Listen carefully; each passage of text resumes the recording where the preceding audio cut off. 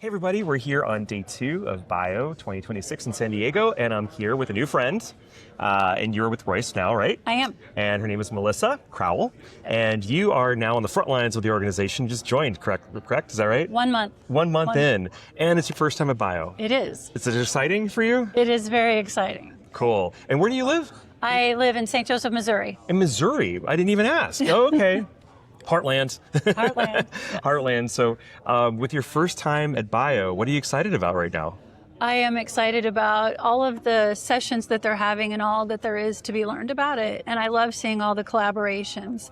It's also the first show I've seen where it's done by countries, region, and locations. So that's an interesting piece about it, and learning your neighbors and just the people around it. Is your home state being represented here this year?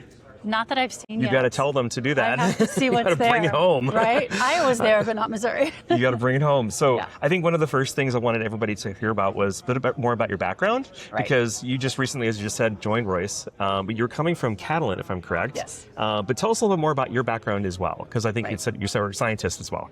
Sure. Yes. Once upon a time, I was an analytical chemist, small molecule, for about 4 or 5 years. And by chance, my boss had swimmer's ear. And so when he would go talk to the customer, he would bring back horrible information that wasn't right. And so I asked if I could go work with the customer. And he's like, yes, please come to the meeting. And, I solved their method problems right away. But I learned there that I really did enjoy working with the customers, and that maybe I don't want to stay in the lab. Isn't there like a famous story like about Josh Groban or something having to like fill in for a famous opera singer and he just got the gig? I think you got the gig because somebody had swimmer's ear. Yeah. Right? Oh my gosh, that's incredible. I know. It's weird how it all connects though, right? Yeah, I thought I was so introverted, and now I just feed off the energy of working with the people. Like, I can't see myself never not working with the customers. All because of a little liquid in the inner ear. Yes. That is so crazy. I know. It's hysterical. So then that eventually took you to Catalent, right? It did, through several acquisitions. So a chemist with quintiles, I've done proposals, program and project management, business development, sales, from drug discovery through commercial manufacturing and so forth with different companies. So a generalist in some cases, and then specializing in packaging in some, and then most recently specializing in strategic account oversight and really developing a strategy to grow those customer accounts. Yeah, I usually call it the dark side. That's what everybody says. In the lab says. You went to the dark side, Went to the dark side. We didn't leave them behind though. We're actually advocating for them, so that's always a good thing. So now you're at ROIS, and you're there for a month. And so what's the biggest change that you feel going from an organization that is truly iconic in the industry, Catalent, to moving to ROIS, which I believe is family owned? ROIS is family owned. Yeah. It has been in its 3rd generation, 3 brothers that run the company. It is the Spain culture, it's the family culture. Like, from day one, I felt completely included. I went to Madrid immediately and spent a week on the site there with their 4 sites. And it was really fantastic to just be warmly, not that anybody else doesn't do that anywhere, but it was just, you were automatically absorbed into that entire culture, and it was wonderful. The exciting piece and the thrill is all of the growth that's happening there. So not only with the Phoenix site that they just acquired, but they're adding new lines and expanding capabilities in Spain as well. But the excitement from a large company to a small is now you wear so many hats. So now you're involved in things like looking at mission and vision statements, looking at the website, looking at, and so you get to look at and be involved in so much more, which can be good. It's great and exciting, so long as there's enough hours in a day to do everything that you want to do. But that experience is maybe reflective of what it'll be like for your customers too, to be so embraced so quickly and to get to understand the business so quickly as well. And that feeling, I'm sure, is something reflective in the work too. People are very proud, I'm sure, of the work that they do. So explain more about what ROIS does. Right. Yeah. So ROIS is a high-speed, high-volume aseptic manufacturer. So pre-filled syringe, vials, cartridges, and most recently acquired the Phoenix facility I mentioned a minute ago that is dedicated to cytotoxics. So liquid, vials, and lyophilization. Yep. And so hopefully we're here to bridge the gap that currently exists for things like the ADCs and the high potent things that customers need. Absolutely. And so that is ROIS's first capability in that space for the cytotoxics. For a few years now, I think there's been some trends in using auto injectors as well, and so these kind of services are becoming much more popular. Of course, what ROIS is offering. Do they get into auto injectors there too? So we'll fill the syringes and the cartridges that go inside into the devices. Yeah, of course. So, and we can do some assembly for them. It's limited, but our focus is the aseptic and sterile manufacturing. Got it. Awesome. Awesome.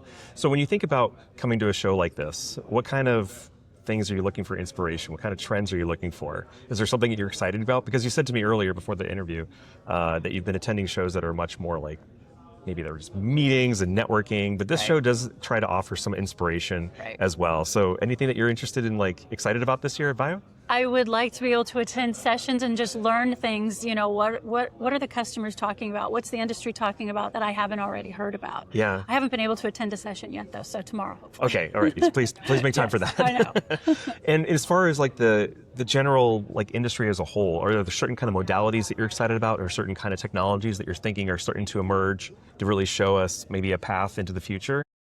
It's interesting. I think what I've noticed is, and I think everyone has noticed it, right? The blockbuster medicines are probably, I mean, a needle in a haystack at this point. And I think the exciting thing across just the industry as a whole is how the refined medicines are hitting diseases and patient needs that haven't been touched before. Yeah. Because we were so focused on the mass, and now we can't. I mean, that's kind of like what other mass medications are available now.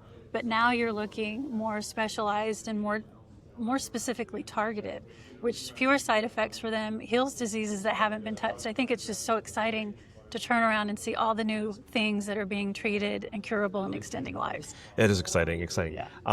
My background is also in technology, of course, so I'm always interested if anybody wants to bring forth the topic of AI or automation, but is ROIS working in that area, or are you interested in bringing that to the table for them in any way? Right. So in my month, I haven't had a conversation about AI yet, but that doesn't mean it's not happening. Yeah. So we have access to Copilot and things, so we're using it. Yeah.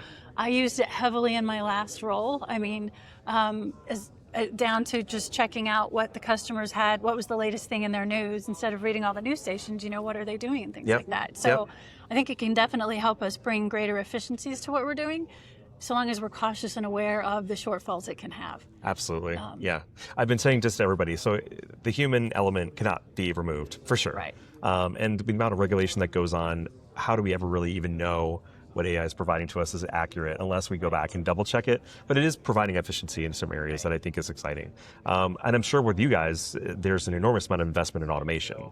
So I'm guessing that those platforms probably constantly react and train itself on how it can be more efficient and try to remove any kind of errors from the systems as well.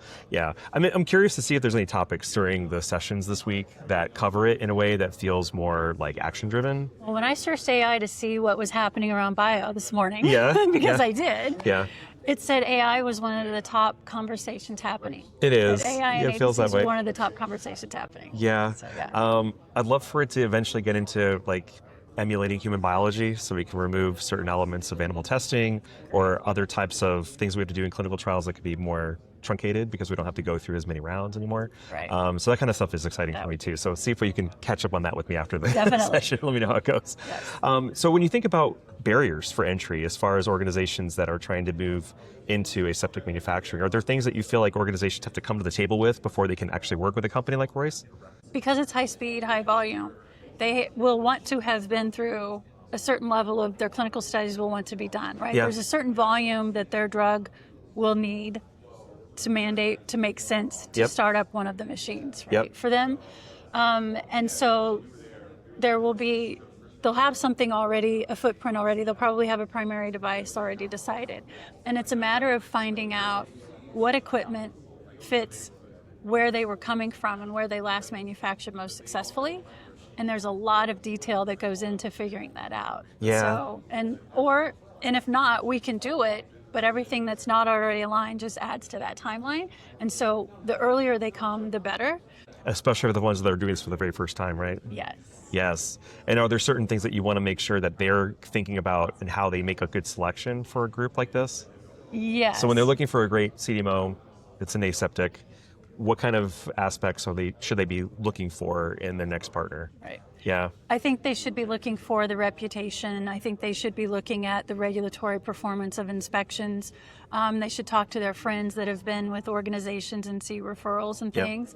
I think, the culture of that company is important. At least it's always something that's important to me. I want to make sure I'm working with people that I feel like I can work with and they want to have normal conversations as opposed to just this transactional kind of deal.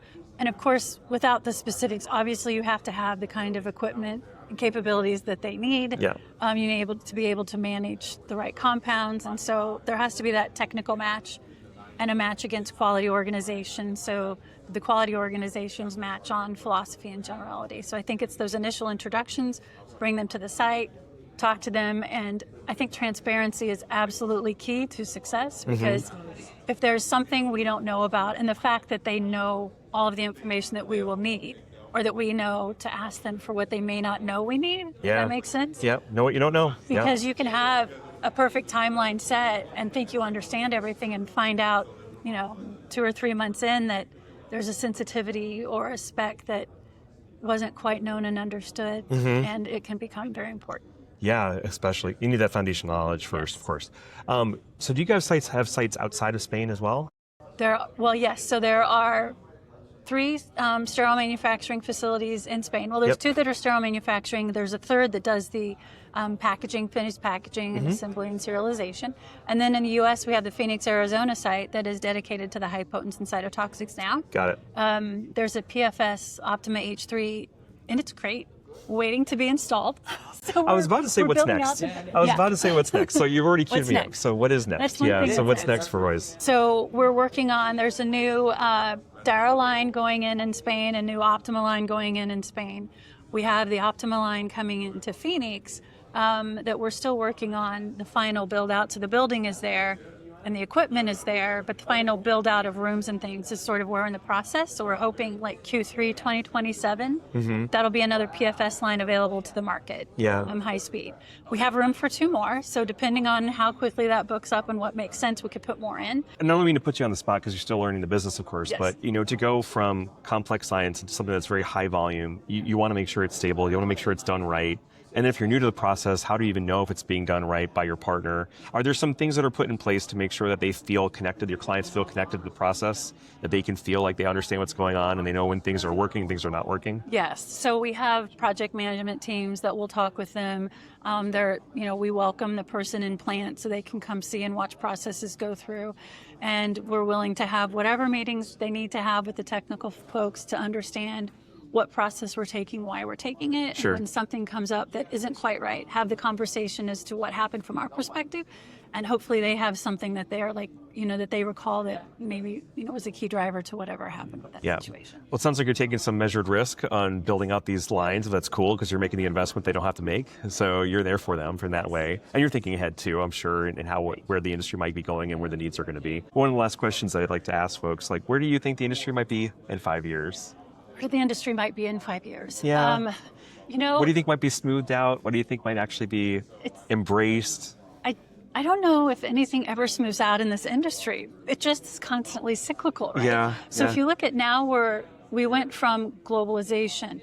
Let me manufacture everything in one location to be more efficient. But then we had COVID. We have the tariff issues. We have Biosecure Act. And now we're seeing pharma and biotechs regionalize their sources, their capabilities, which I love because it just helps everyone. There's so many things that are alleviated by it. And so will that switch again? And then the other thing we're seeing is the heavy investment from the larger companies. How many expansions of the U.S. pharma companies added in all the facilities they're building?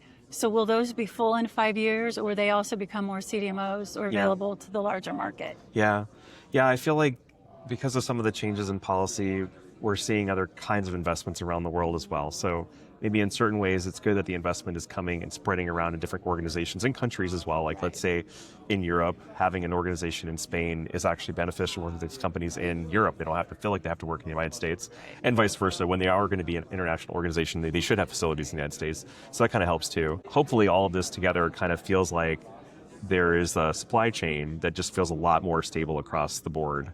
All right, great. I think that you should really embrace bio as you are. Check out those sessions, because that is definitely where a lot of folks are going to be thinking about what's next. And this is a great place to exchange ideas and network with people. What's the next show you're going to check out after bio, do you think? The next conference I'm going to check out, I believe Contract Pharma is the next one I have booked right now in September. Okay. That one also has classes, I believe, in sessions too. Okay, good. Yeah, that's a good one. It's been a while. I'm getting out to a lot of shows I have not been to for a long time. Oh, that's really, really great. Okay, cool. Well, it's been a very pleasure to meet you. Great to and I wish you the best of luck at your new position with ROIS, and have a great bio. So thank you so much for joining me, Melissa. Thank you, Aaron. This was been fantastic. Great. Yes. Thanks so much. Thank you. Thank you. All right, you can see Melissa online. I'm sure she's on LinkedIn, and Melissa Crowl.